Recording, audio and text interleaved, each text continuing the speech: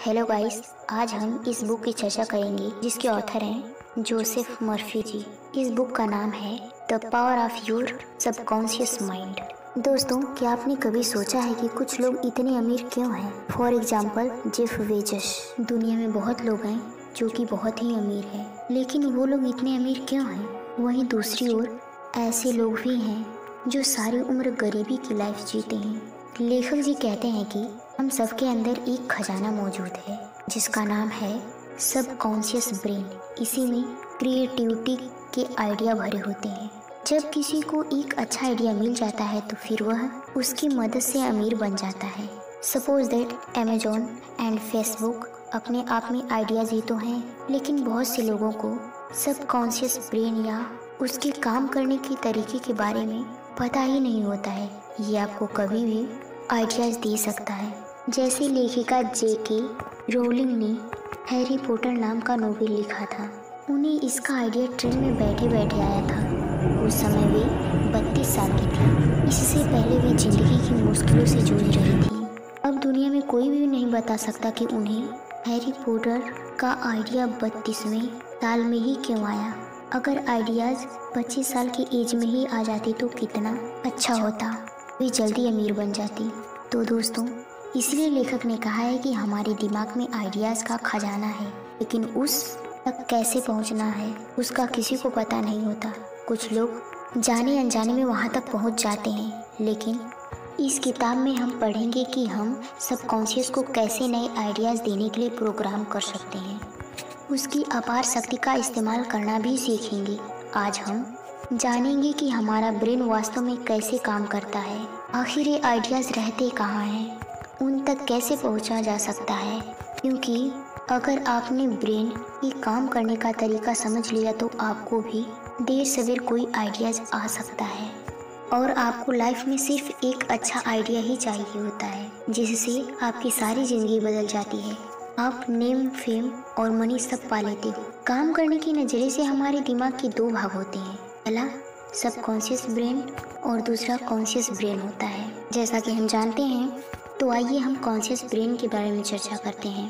Brain का यह हिस्सा हमारी कंट्रोल में होता है। हम जागते हुए जो भी देख, सुन या समझ पा रहे हैं वह कॉन्शियस ब्रेन की वजह से ही हो रहा है। जब हम सो जाते हैं तो ये भी सो जाता है। वहीं सबकॉन्शियस ब्रेन जो हमारे कंट्रोल में नहीं होता है, जब हम सो जाते हैं तो यह तब भी जागता है। सपने आदि इसी की वजह से आते हैं। इंट्यूशन या आभास होना इसी की वजह से होता है। दोस्तों, मान लेते हैं आप चाय पी रहे हो। सपोज दैट आपका चाय पीने का मन कर रहा हो तो आप किचन में जाएंगे, तो यह सारा काम अपने आप कॉन्शियस ब्रेन की हेल्प से किया जा रहा है। लेकिन मान लेते हैं आपको स्पीच देनी है और आपको स्टेज पे बुलाया जाता है। आप देखेंगे कि आपको अचानक से नर्वस फील होने लगता है, मुंह सूखने लगते हैं, हाथ पैर कांपने लगते हैं। आप बेशक खुद से बोलें कि मैं कॉन्फिडेंट हूँ, लेकिन फिर भी नर्वसनेस नहीं जाती है और आप हैरान होते हैं कि अपने आप ही ये क्या होने लगा। कमरे में कोई जंगली जानवर नहीं है और ना ही कोई बॉम्ब है, फिर भी ये घबराहट कैसे आ गई? तो दोस्तों, इसकी वजह आपका सबकॉन्शियस ब्रेन ही है।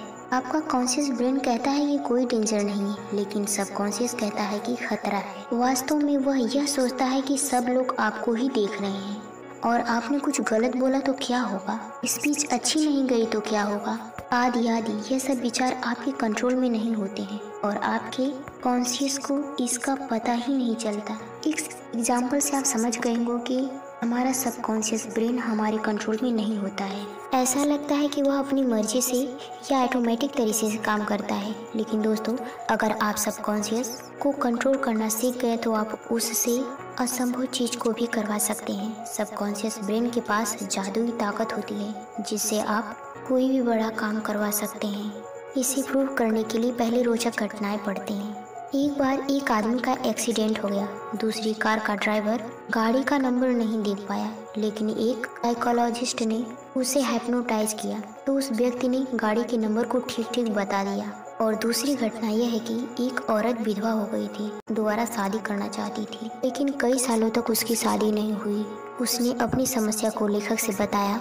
लेखक ने कहा कि वह हर दिन दिमाग में खुद को शादीशुदा के रूप में देखे। वह औरत लेखक की कही हुई बातों को एक्सेप्ट करने के बाद वह जब भी अकेले होती तो इसी मेंटल इमेज को सोचती कि वह अपनी फैमिली के साथ है।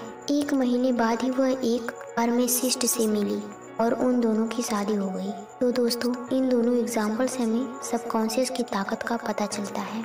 दूसरी एग्जाम्पल से यह पता चलता है कि हम कॉन्शियस होकर जैसा भी सोचते हैं उसे हमारा सबकॉन्शियस मान लेता है और उसे पाने की कोशिश करता है। इसलिए आप भी कॉन्शियस ब्रेन से हमेशा पॉजिटिव सोचते रहिए। इससे आपका सबकॉन्शियस ब्रेन भी पॉजिटिव सोचने लगता है। पहले एग्जाम्पल से पता चलता है कि सबकॉन्शियस की काम करने का दायरा बहुत बड़ा होता है। मान लीजिए आप एक किताब पढ़ने में बिजी हैं, उसे आसपास खेलते बच्चों की आवाज़ें, पक्षियों की आवाज़ें आदि आवाज़ें सुनाई नहीं देगी, लेकिन आपका सबकॉन्शियस बैकग्राउंड में चल रही हर गतिविधियों को भी नोट कर लेता है।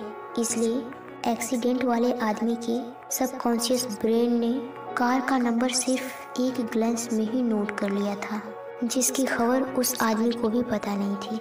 दोस्तों, आइए अब सबकॉन्शियस ब्रेन की मदद से मेंटल हीलिंग का तरीका जानते हैं। अगर आप कभी बीमार पड़ जाएं तो इन 2 तरीकों को इस्तेमाल करके खुद को जल्दी ठीक कर सकते हैं। पहली टेक्निक है पास ओवर टेक्निक। इस तकनीक का मतलब है आप अपनी प्रॉब्लम को सबकॉन्शियस को पास कर दें, मतलब आप उससे हेल्प मांगे। Suppose that you have a cough, आपको खांसी हो गई है, तो दिन में कई बार सबकॉन्शियस से कहें कि मेरी खांसी ठीक हो रही है, मैं अच्छा फील कर रहा हूँ। इससे सबकॉन्शियस एक्टिव होगा और सच में आपकी खांसी इम्यूनिटी पावर को आपको ठीक करने में लगा देगा। और दूसरी तकनीक यह है कि विजुअलाइजेशन तकनीकी, खुद को स्वस्थ और खुश देखना। अगर फिर से ही खांसी का एग्जाम्पल ले तो आप यह विजुअलाइज करें, देखें कि आप गर्म पानी पी रहे हैं या उसके गरारे कर रहे हैं और व्यायाम कर रहे हैं, ठीक हो गए हैं, रनिंग कर रहे हैं और बहुत हेल्दी और बहुत खुश हैं।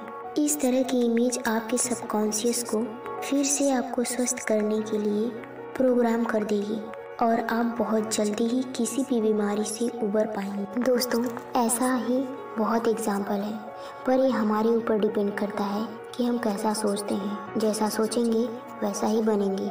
जब भी आप बुरा फील करें या चिंतित हों तो विजुअलाइजेशन की टेक्निक लगाएं और आप हमेशा खुश रहें, और ऐसा करने से आप खुश रह पाएंगे भी। So thanks.